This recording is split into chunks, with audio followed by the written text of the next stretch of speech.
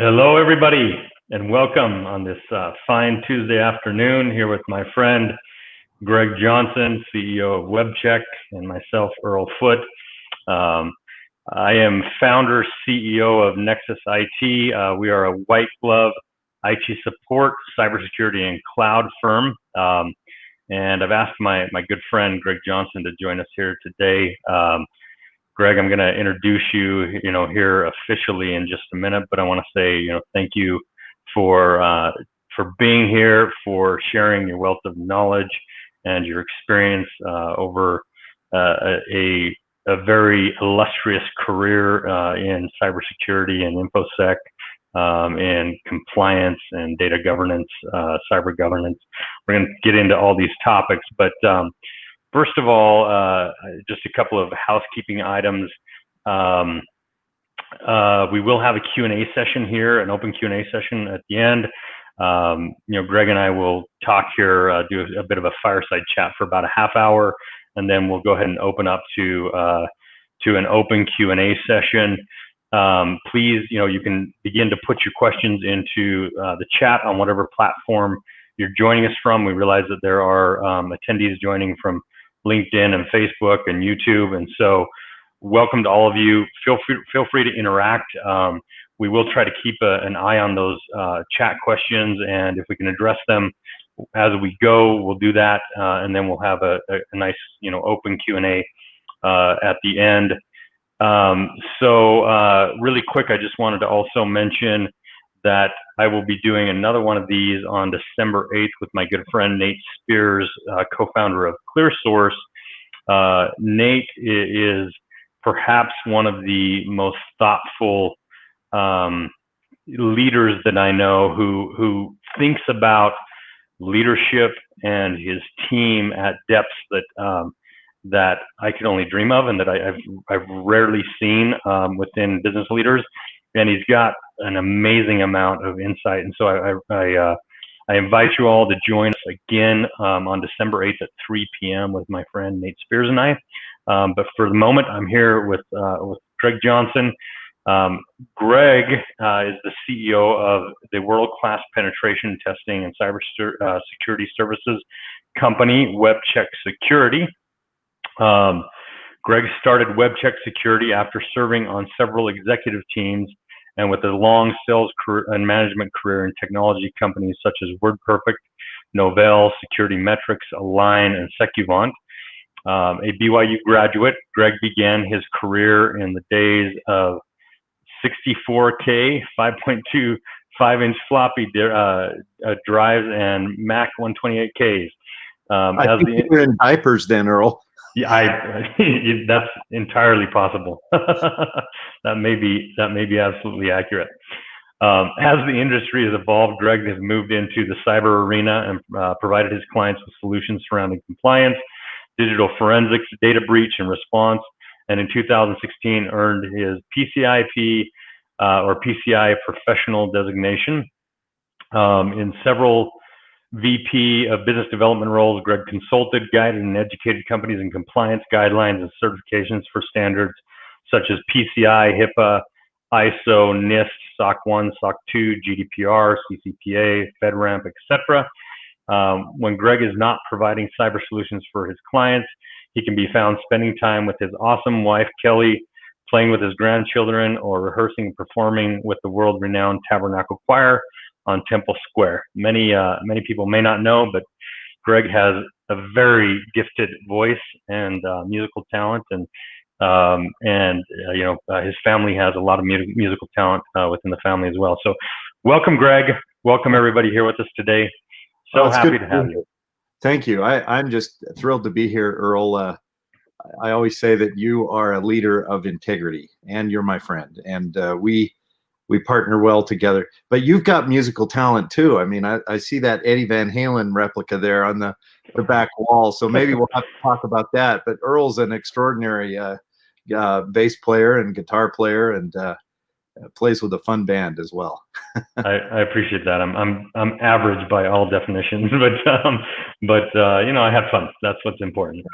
So Greg, this is a very interesting complicated topic that we're going to discuss today, and it's something that honestly, I think you and I, because we get these behind the scenes inside glimpses into companies here in our local market and throughout throughout the country and even sometimes worldwide, we get these inside glimpses that the public doesn't get into data security, into infosec, into governance and compliance. And sometimes it's hard not to be scared by it all, right? But let's talk about this. So tell us a little bit about what cyber governance is and cyber hygiene. Help the viewers understand those concepts, if you could. Sure, I'll do that. Well, most people think that cybersecurity, for example, is an IT problem, and as you know, Earl, it goes to the board, it goes to policy, practice, and procedure. It's not just an IT problem. As we were chatting earlier, and if I may, Earl, I'll just bring up one of my screens here. Yeah, of course. To illustrate this and to kind of seed the thought for what is governance. I mean, think of cybersecurity program management in an organization, and most organizations don't have it. In fact, Earl, an interesting statistic that I looked up just today, preparatory to coming on, is how many organizations really have CISOs? And do you know, Earl, that in the Fortune 500, only 38% of all of those massive companies even have a CISO? And we'll talk about what a CISO is and what they do. In short, it's a chief information security officer, presumably somebody who's at the board level. But only 38% of those very large companies have them, and yet almost every company needs some form of cyber governance. Well, as the viewers can see in this webcast, this is representative of just some, I emphasize some, components of cybersecurity. Cybersecurity is kind of like Thanksgiving at the Johnson household. But typically we gather at my mom's house, and this is appropriate for Thanksgiving because here we are, right? And there's always these wonderful pies. You got to have Ben's pumpkin pie that he made from scratch, and my sister Julie makes these amazing apple pies, 2 or 3 different kinds, and somebody will bring the big Costco pie, right, the big pumpkin pie, and somebody's going to make bread pudding. You've got all these wonderful things that make up the Thanksgiving feast, and cybersecurity is no different. You've got everything from incident response planning to security awareness, to endpoint protection, identity and access and authentication, disaster recovery, and just the actual policies and documenting them themselves. There's so many components to that, and the reality is that most organizations are just trying to keep their technology up and running properly, right? You know this, Earl, because you guys do it the best in the industry. But who's going to govern and manage all of these other things? And so when we talk about governance, we're talking truly about real cyber program management and accountability within an organization. So I think you mentioned something very interesting there, Greg, right from the beginning, and that's that you said this isn't only an IT problem. In fact, it's a business problem. In today's world, it is a business problem that the entire business unit needs to look at, be aware of, be mindful of, and be planning for, and be strategic with. And I think that organizations that I hate to use the word fail, but the reality is organizations that fail or neglect to take that type of an approach are organizations who are going to end up in the news for, having allowed the data of their clients, of their employees, to be compromised. And so cyber governance, cybersecurity is no longer just a problem that the executive team says, IT department, you guys deal with that, right? That's your thing. We don't want to know anything about it. That's annoying. It's boring. It's ugly. It kind of, it just bugs us. So you deal with it. And if something goes wrong, we're gonna yell and scream at you, and we're gonna point the finger at you. But the reality is that stakes are so high in today's world, and the bad actors out there and the hackers, the cyber criminals, they are so incredibly active that these have to be considerations that the entire business leadership unit, even at the, as you mentioned, at the level of the board, are considering, are thinking about, are asking themselves, how are we being good stewards of the data that we hold? How are we keeping our proprietary data, our client data, our HR data, our financial data? How are we keeping that all safe and secure? And the reality is it becomes insanely complex. When we look at this pie chart you've shared with us here, there's so many components, and as you mentioned, this is just kind of scratching the surface. And so I think you and I wanted to talk today a little bit about some of the biggest challenges we see organizations face when they start to think about this concept of cyber governance. And so let's begin to kind of talk about that a little bit. What are some of the primary challenges as you interact with prospects and clients? What are some of the primary challenges that you see businesses facing as they're trying to be good stewards of their data? Sure. Fantastic question, Earl, and a great way to kick that off. Let me frame that in two parts, if I may. One would be what have we kind of learned with COVID, and what are the challenges now that we've seen organizations are facing with this decentralized perimeter? Fair enough? Yeah. Yeah, and so let's drive into that, and then number two, and I think you and I are going to do a presentation on this later on in February with your elite CISO group. You may want to mention that on this webcast, but I'd like to share a few data points from maturity assessments that we've done on organizations large and small, and kind of the common glaring denominator in a lot of them. So does that sound like a good place to start, those two elements? Fantastic. Yes, let's do it. Okay, fantastic. So you said something, Earl, that I'm going to key off of here. Another thing that I looked up earlier this morning as we were preparing is I found a really good article about some of the key things that we've learned, and there are 6 things. And do you know that one of them, and you mentioned, Earl, about cybersecurity going up to the board level, being endorsed by the board, and meaning the C-suite, of course, as well, being owned by the C-suite and the board, and being driven at that level, right? But yet, what do you think this article said? It said that one of the 6 key failings that we've learned in organizations are that CISOs, which again is your Chief Information Security Officer, have second-class standing with the board. And then that just means that they're not getting their voices heard. And as you know, Earl, you guys augment or even provide the cybersecurity of the IT services for companies, and often it's hard to get your voice heard, right? Hey, you guys really need to have, for example, endpoint protection. You got nothing, you're being phished. You know how that conversation goes, right? You could probably tell us stories. Well, I found that interesting that this is CISO magazine.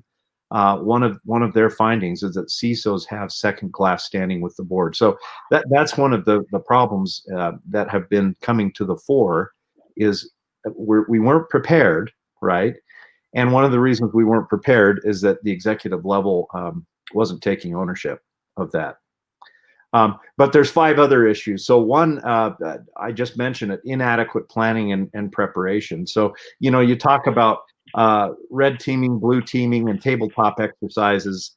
Well, most organizations don't have that. They don't sit down and say, what would happen today if our business went down because of a security breach? Or even worse, what if we leaked data? So there was an actual data breach and we had to notify our customers. What does that look like?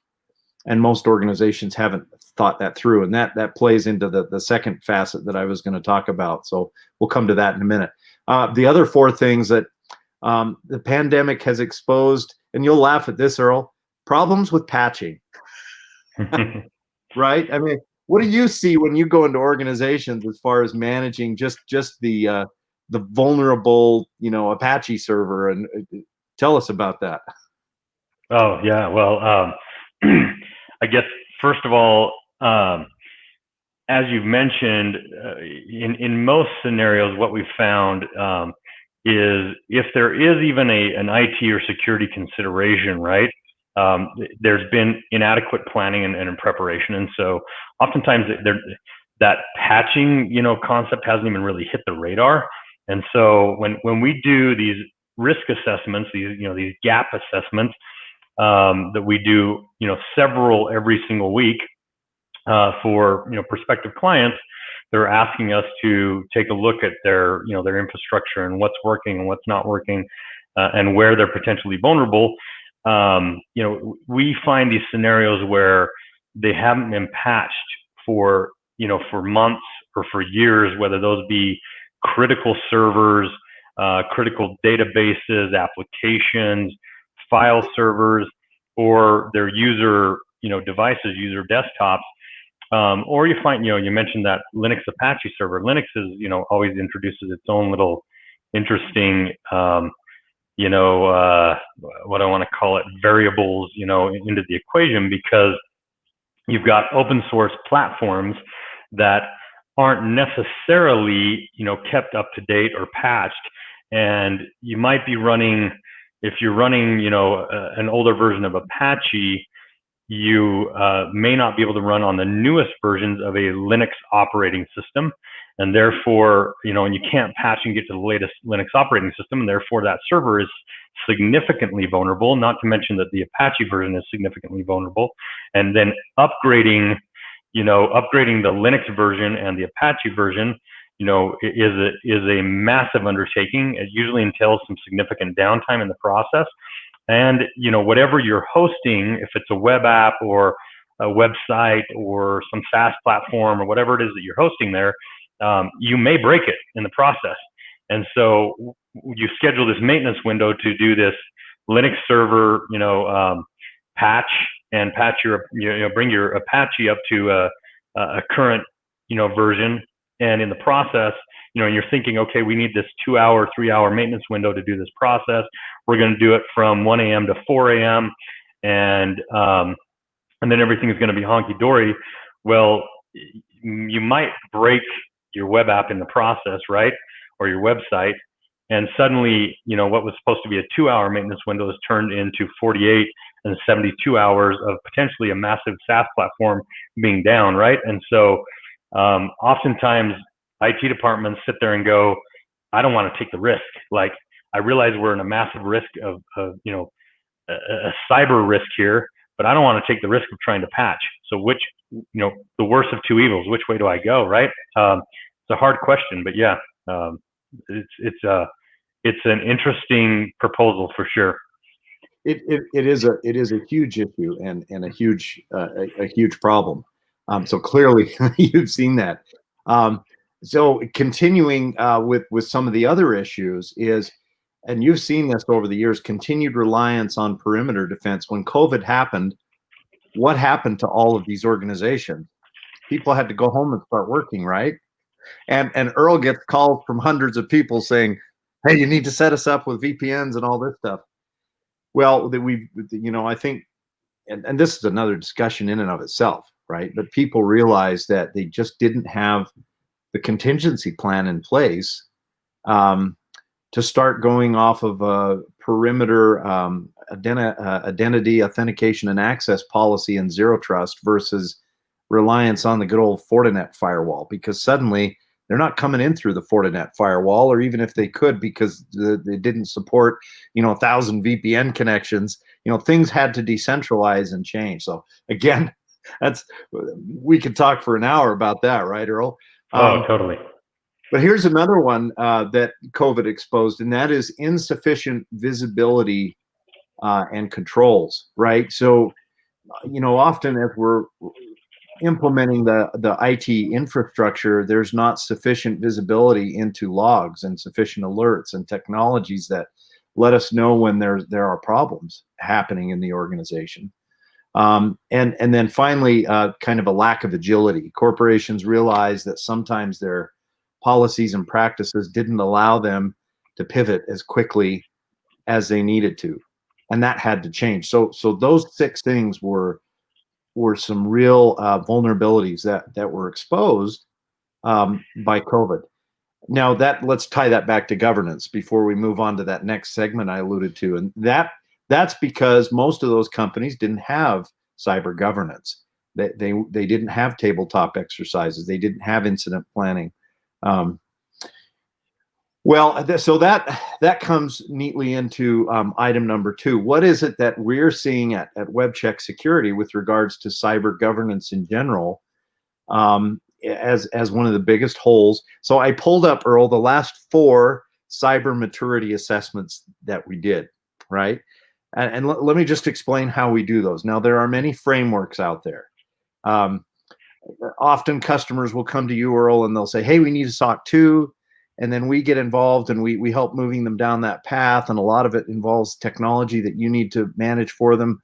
It involves finding the gaps, which is what we can do. And then we can bring in a partner that does the certifying, like ARC360, and they'll give them their SOC 2 certificate. But that's a journey, right? Yeah. So we have a generic kind of a high level, we call it a security or a maturity assessment or a cyber hygiene assessment. It's kind of like a litmus test. How good are you today? And it gives you a risk score. So if your risk is high, the maturity score inversely is going to be low, right? And then those two eventually have to meet. We go towards low risk and a high maturity score. So in the last 4 assessments that we did, and by the way, barring any other frameworks that the corporation needs, like a NIST, if they're working with defense contractors or with the government directly, or PCI for payment card industry, and of course HIPAA can always be an issue, and that's important. But we'll use the Center for Internet Security Top 20 Controls, or the CIS 20, which has become a really practical framework, particularly for medium enterprise and even smaller enterprises, but can be very practical at a higher level as well. Totally. And the point is, I pulled up the last 4 assessments that we did, and we should have done a poll here, folks. What do you think was the common denominator? And I'm just going to share, if I may, yeah, fantastic. I've cut and paste almost verbatim what Kurt, one of our assessors, had put in these assessments. So let me bring that up for you. And let me just say this data came from a very large equipment dealer out in the Northeast. It came from a very large, well-known realtor organization. It came from a very large developer that does contests and websites for a well-known gas convenience chain across the U.S. And several others. One was even a very small organization that had no firewall. They were all working from home, including the CEO, and that was just the nature of their distributed business. But this was it. They all had a glaring hole in incident response and management. And it's funny because we could almost cut and paste this across all 4 assessments. There are several policies missing. We recommend the following policies and procedures. So none of them had an adequate information security policy, period, end of story. And of course, the incident response policy and procedure. And Earl, as you get into organization, you start talking about that. They'll say, well, that can't be that hard. Okay, great. Tell me about your PR response. And they go, oh yeah, I guess we never really thought about that before. So that's all part of incident response, public relations and legal attorney-client privilege and advisement and so forth. Vulnerability management policy and procedure. They didn't have that. Disaster recovery, business continuity policy and procedure. They didn't have that.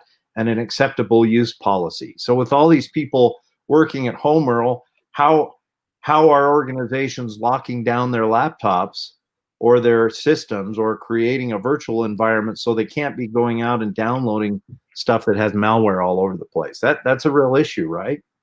Yes, it is. So these almost verbatim. This is a small segment. Obviously, it's not all the detail of the report, but that was in every single one of these assessments that that we did. And so I think, if anything, one of the biggest issues with governance is lack of incident response policy, the ongoing management of an incident response policy, and the vetting of it to see if it's adequate for the problems that may occur. Yeah.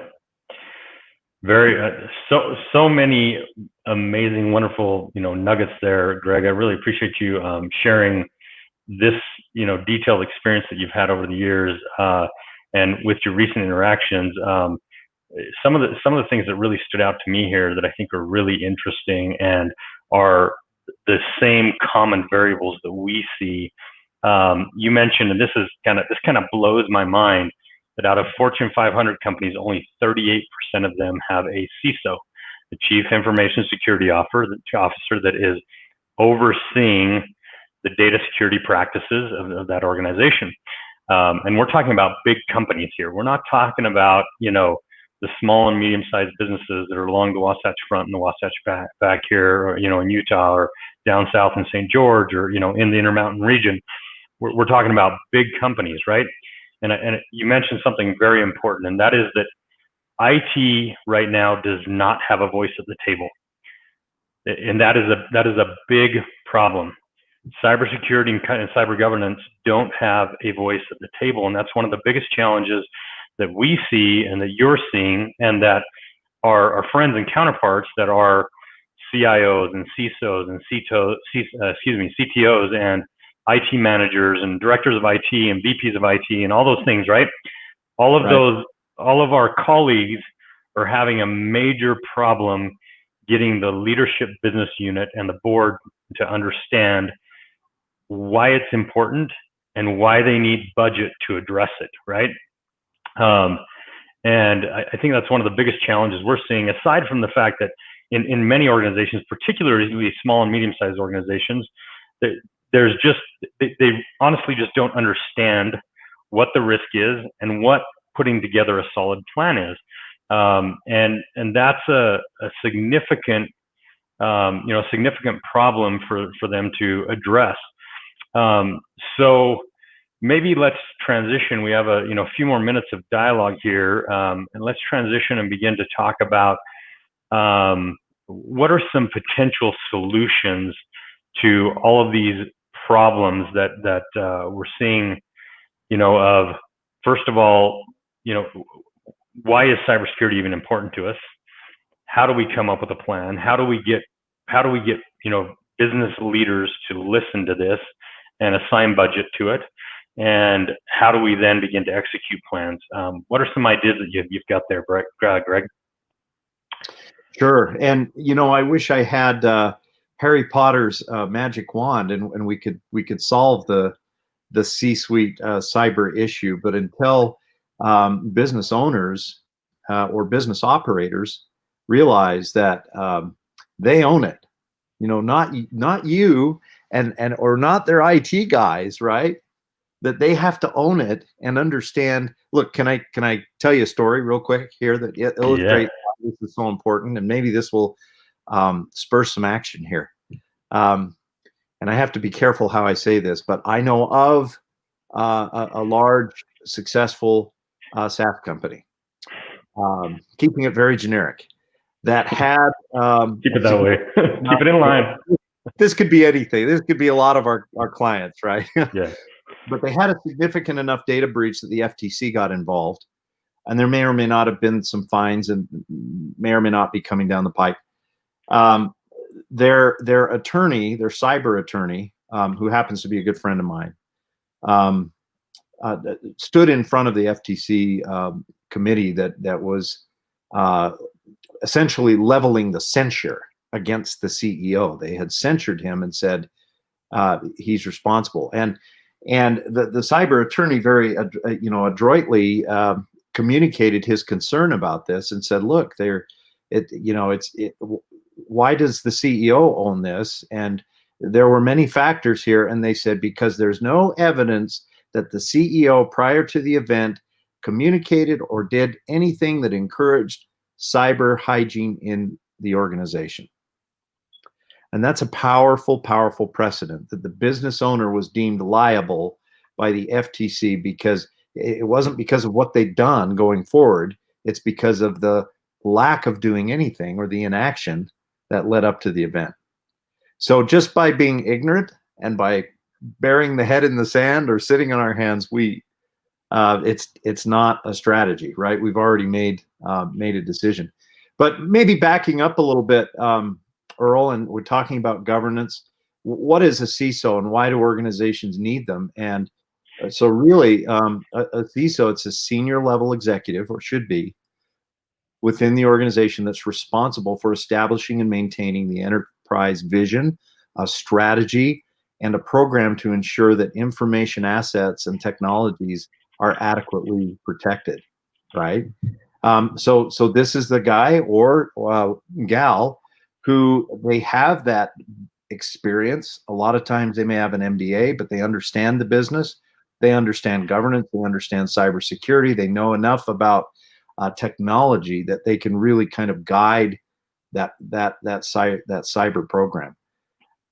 So that's the second solution, I guess, Earl, is organizations need to understand what is a CISO, and if they can't afford to hire one, and I get it, this is a problem, right? So CISOs command anywhere from, well, across the Wasatch Front, they may be able to hire them for $125,000 a year, but I guarantee you that the average across the nation is north of 150, and if you're living in the Bay or Manhattan, that's a $500,000 guy once you add in all the benefits and the bonuses and all that stuff. But that's not to deter organizations because they can rent one, they can lease one. We call it FISO at Webcheck Security, or Fractional Information Security Officer, and there are a lot of organizations that provide those services. So burying the head in the sand and doing nothing is not an option. They should come to you, for example, Earl, and say, well, help us out with this. And then you'll bring in a partner that can help them, and you'll help them as well. So that's the second thing, is get a CISO in whatever form. Does that make sense? Totally. Whatever form that takes, right? Yeah, even if it is fractional, as you mentioned, or virtual, and that's the reality with, if you're not a massive business, you probably don't have a full-time workload for a CISO. You probably need, a few consulting hours per month. And when I'm talking a few, I guess it depends upon the size of organization. It might be, you might need 2 to 4, you might need 20, you might need 40, right? But the reality is that for affordable rates, you can actually begin to understand what your vulnerabilities are, what are proper governance practices, putting together incident response plans and all that kind of stuff, and begin to. And that's the thing that a lot of businesses don't necessarily understand, is they think that cyber governance, cybersecurity, it's a one-time event. Like, oh, we're going to tackle that in 2021, and we're going to talk about that, and we're going to come up with a plan, and we're going to execute on that plan, and then we're good, right? And the reality is it's an ongoing management process. Yeah, if you think you're good, you're going to be in really bad shape, in a quick hurry. Unfortunately, the bad actors out there, the cyber criminals, they are evolving their tools and tactics at breakneck speeds, and therefore, professionals who understand what they're doing and understand how to combat that need to be engaged in an ongoing management process, right? Right. And just a couple of quick things here too, Earl, and I guess we're getting close to the time you wanted to open it up to questions, but one key thing that doesn't cost a ton of money, and I phrase that, there are many organizations that can run cyber assessments. Some of them are going to charge 20 grand. Um, but they don't have to. They're just conducting an assessment, starting with, for example, the maturity assessment I mentioned, using a common framework like CIS-20 that's digestible, implementation group 1, which is, I guess, for immature or nascent organizations, and it can grow with the needs of the organization. That's a good place to start. We are advocates at Webcheck Security of penetration tests, obviously, because we do them. They're easy to do. They're a little bit less expensive, but that doesn't take into account all of the other pieces of that pie that we showed earlier, right? Yeah. We can show where the holes are. Where can I pour the water through the sieve? Well, a pen test will test the perimeter and the internal and the SaaS platforms, mobile apps. We can even do some phishing. But the reality is, do you have an incident response policy, as we'd mentioned? Do you have software that protects against phishing and malware and other things? And as you know, we could go on with that, but that's a key part, is conducting a cyber maturity assessment, understanding, getting a baseline, and then prioritizing. Even if you can only do so much with the budget this year, prioritizing it to have the most impact until we get to the next budget year. That's a good place to start. Yeah, and that's actually one of the questions that we have here. What are maybe some of the 4 or 5 top action items that organizations can begin to take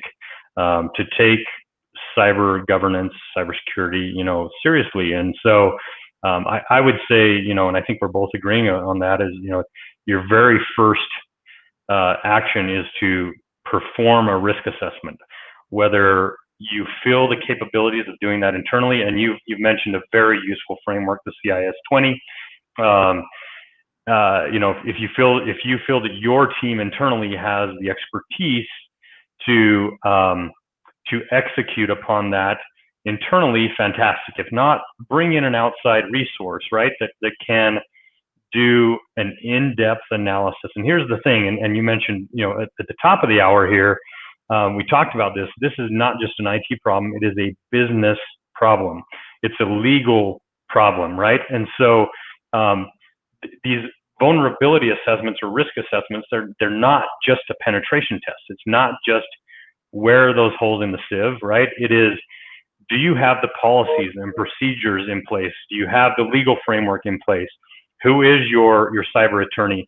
Do you have cyber insurance in place? There's all these other business considerations that are outliers from the traditional IT, department. And so business leaders have to be thinking about these things. And yeah, so number one, start with that risk assessment.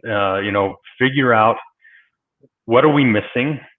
What is a good best practices kind of framework, that we should be following within this organization to be good stewards of our data? And you mentioned something really almost disturbing earlier, and that is that this is becoming such a problem that the legal ramifications for being negligent are becoming quite significant. And I'm not just talking about at a business level. We know now that state and government regulatory bodies and even the state itself will pass down fines, but they can go after your personal assets if they deem that you as a business leader have been negligent in protecting the data of your clients and your employees. And so, that multi-million-dollar mansion on the hill could disappear if they deem that that they want to compel you to sell that by the court so that you can cover the damages. It's becoming a significant situation, and it needs to get to the ears of more and more business leaders so they understand this isn't just, I'm just going to tell the IT guy, whoever that is, if I call him, because oftentimes, let's be honest, the IT guy in some of our clients' organizations is the CFO, right? Or it's the receptionist at the front desk who happens to know a little bit about technology and can help people fix the printing problem, right? And so I'm passing the buck off to that person and saying, you're in charge of cybersecurity, right? And then I don't want to know anything else about it. And that is an approach that is going to land you in some problems. And so, so yeah, number one, do that risk assessment. What would you recommend as a second item? One of the questions we've got here is a second item. A second action that should be taken in proper cyber governance. Well, that kind of leads to a process that I was going to suggest. We have several clients where this exact scenario has played out. They're concerned, or one of their CEOs or COOs, somebody in the C-suite is concerned about cybersecurity, so they engage with us to do an assessment. What we do is we come in and say, this is great, but you're going to need help with this. You're going to need help implementing it. So ideally, let me give you an example. We recently engaged with a large manufacturer, and that manufacturer had a login portal for its partners and dealers and so forth as well, of the equipment that they make. So we went in, worked with the IT manager and the CFO, and it was great that the CFO was there in the initial discussion to at least get his head around where we were going with this and what we were doing. And then in subsequent discussions, he was able to bow out. But we engaged for the cyber assessment, delivered the assessment, made recommendations that were in a prioritized fashion. And incidentally, incident response is the first thing they need to work on because they're very exposed. And then at the same time, we engaged with them to do a penetration test. Once they had their kind of their heads on with regards to what the priorities should be, then we checked their SaaS and their firewalls to just see how easy it was to get in. Lots of great findings there, incidentally. But that was kind of a 3-step process. Then engage with them as a CISO to now start working with them. And at first, it's only 5 hours a month. Some companies, they'll want us for more than that initially, and then we kind of spin it down a little bit. But that's fundamentally a good way to go about it. Is get an assessment. As you mentioned, if you've got internal staff that can do it, great. It's always nice to have those third eyes come in that aren't really invested and can objectively say, hey, we want to help you, and here's what we're seeing, and then write that down. Then you run some of the vulnerability assessments from a technology perspective, which may involve penetration testing, and then 3, leasing that CISO guidance, which doesn't cost. I mean, Earl, imagine what you have to pay a $250,000 a year CISO every month to keep that guy happy, right? And we can come in for a couple thousand or less for a few hours a month and help them provide the governance.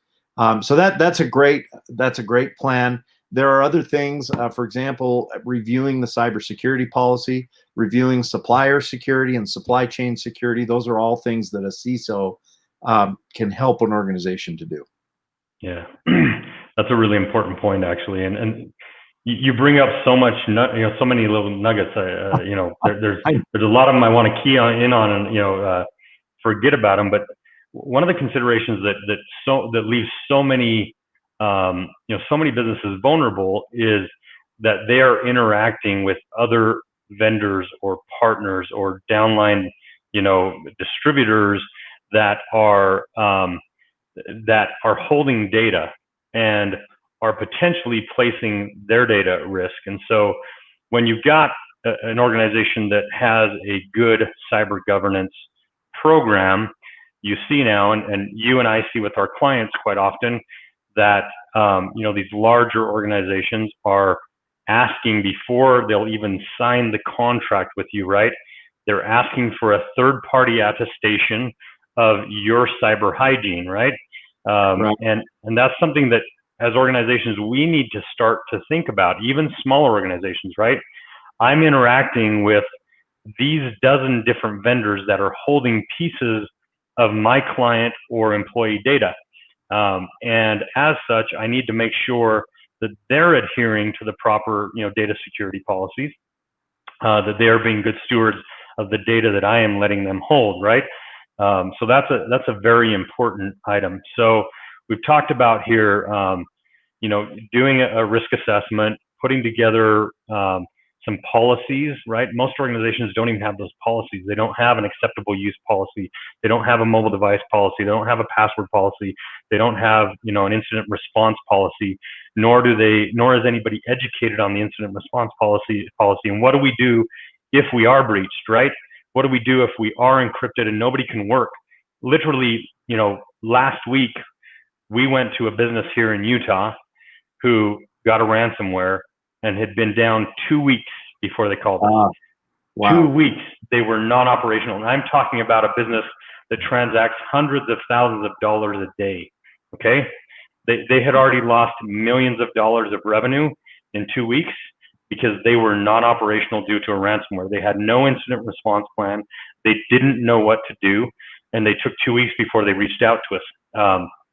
And so, you know, those scenarios are, you know, generally scenarios where we can help an organization within 24, 48, 72 hours at least get operational, and then begin to, you know, figure out all of these other components so that it doesn't happen to them again. And if they do have some sort of other incident, they know what to do about it, and they can be, you know, get operational again. So here's an important point that I want to key in on that you briefly mentioned, and we have a lot of SaaS and tech companies here in Utah. We know that we're a thriving, you know, tech and startup market right now, and I think there's a significant gap of understanding of security in tech companies, and particularly in SaaS. And I think this because we get glimpses inside of them very often, and I know you do as well. Let's talk a little bit about SaaS platform and software security and database security. These are things that these organizations often don't think about or even know, that we have loopholes, we have gaps and vulnerabilities in our code, in our backend databases, in our cloud infrastructure, right? So let's talk about that. What have you seen there, Greg? Well, I'll tell you when the security question hits them, Earl, and we're talking SaaS platforms, is as they go upstream and they land a big client, and the client says, we need to see your penetration test. And they kind of go, hey, we haven't had one, you know? And so they'll reach out to us and say, we need a pen test and we need it fast. Yeah. And so, you know, they need that attestation, but web application testing is, it's critical. So the overall security is one thing, but that component, that's the front line, right? That's the portal they're providing, the service they're providing. Often it has PII, or your personally identifiable information, or your health information. So fintech, we even get a lot of clients, Earl, that are collection agencies and law firms. Why? Because they're taking in data into their systems. But anyway, digressing here, back to web applications, there is so much that can go wrong. There's a whole category of injection errors. There's SQL injection and LDAP injection and CGI cross-site scripting, all of which are fundamentally where you can inject code that does bad stuff and gives you access sometimes not only to the server, but allows you to deposit malware, exfiltrate information. And so testing that with not just running a scan, right, but getting an engineer who's certified. And this is where I should probably define what a pen test is. We defined what a CISO is. A pen test is a real world simulated attack conducted by a highly experienced individual that's a white hat hacker, right? Yeah. They know what they're doing. They presumably know how to document and take screenshots. So they're very professional. And then they can get on the phone with the client and debrief it and say, here's why the input validation is bad on this particular field, because I was able to guess your password running another tool called John the Ripper, and I was able to get into your system. So with these SaaS companies, if they haven't bumped up against a client that's going to say, hey, we need to see your pen test, they will. And before they even get there, why risk it? Get the test, make sure that all of the, and you know, Earl, we never do a pen test, but there's at least a medium risk vulnerability. And that means that something that if someone persists long enough, they can get in and cause a significant amount of damage, man-in-the-middle attacks and things of that nature. They do take some effort, but having those vulnerabilities means that you can be hacked. So that's critical. And that leads to another discussion, and that is DevSecOps and code review and things of that nature. I don't even know if we have time for that, but a lot of times these companies, they'll go to reputable places like Solution Stream or others that are great companies, or they'll do it in-house, and they'll build this great operational platform, but perhaps they haven't taken into consideration the development security operations that's part of that, or DevSecOps. Right. Yep. And so there are tools, there are scanning tools and policies and practices that they can use as they go along. And it doesn't replace having a pen test at the end. That's kind of the end game. But what it does is it ensures that the code that's deployed is going to have less loopholes in it. So it's important to have a DevSecOps policy, number one, and number two, to have an annual penetration test at least. Yeah, really, really important points. And I think if I could give a piece of advice, and you and I, Greg, we interact often with local, startups and SaaS companies, and we see a lot of these brand new startups that you've got a technical co-founder who is, default named the CTO, but they're also burdened as the CIO and the CISO. And while very talented technology designers and architects and very innovative and creative people, and they're amazing developers, sometimes they don't understand that DevSecOps component, and they don't take into consideration. So if I could give a piece of advice, first it would be, when you're developing your programs, do the proper research into your language, into your database engines, into your cloud platforms, to understand what your vulnerabilities are, and where, what code and databases and cloud services you can use that are going to be the most secure for your platform. And then second of all, understand that if you don't keep that all up to date and patched, you're going to continue to have vulnerabilities. And so you need to assess those vulnerabilities. You need to have a good patch policy that is being executed, but you also need to assess those vulnerabilities on regular occasion. Again, going back to that pen test, but a web app, or an application pen test, because we're talking about, if we're doing something comprehensive here, you're talking about IT infrastructure, but you're also talking about a SaaS company with their own web app, right? And those penetration testing, those two different things are very different, right? And understanding the security vulnerabilities of each of those are very different, things. And so that would be a piece of advice I would offer. So, Greg, we're winding down on the hour here. This has been a really constructive, fun conversation. Yeah, it has. But maybe if you can just give some final parting thoughts. What are some final recommendations that you would have? What are some things that you think can help, our fellow business leaders and, our startup community out there to understand what their risks are and to mitigate those risks? Sure, and I'll key off something you said there, Earl, with evaluating the platform. So I'm going to speak directly to so many of our colleagues here in Silicon Slopes. We've got so many wonderful technology companies. I just met with one of them, Wistic, today. Wonderful assessment platform.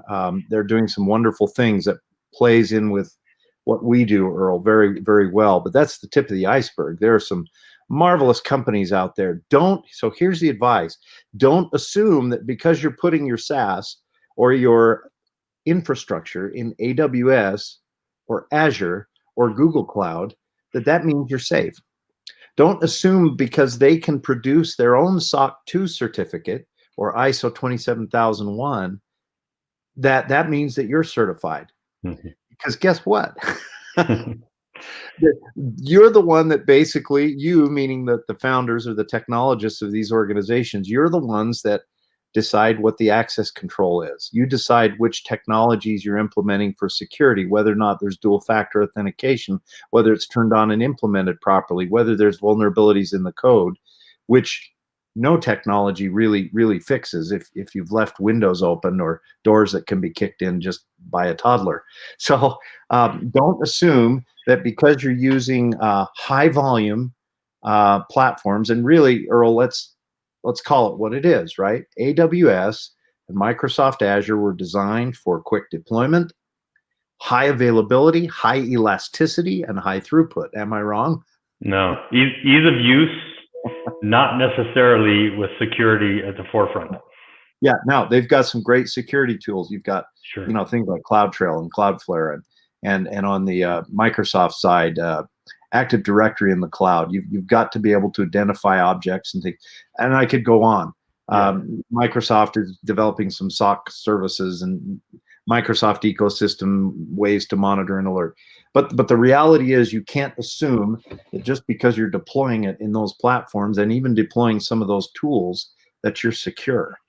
Everything that we've talked about, from policy, practice, and procedure, authentication and access, and change control and management, you're the one that's managing that technology. You're the one that's responsible for it. So I guess that's my advice: is don't make assumptions.